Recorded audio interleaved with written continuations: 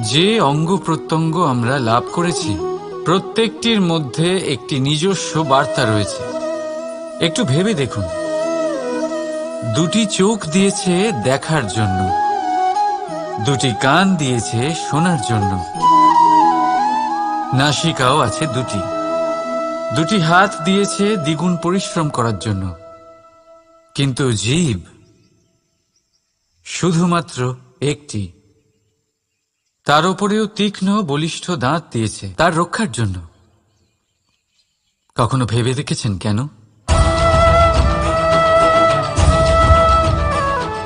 কারণ শব্দ আর শব্দের প্রয়োগ মানুষের সবচেয়ে বড় অস্ত্র, যার প্রয়োগ যত ভেবেচিন্তে করা যায় মানুষ তার জীবনে ততটাই উপরে উঠতে পারে। তাহলে মনে রাখুন,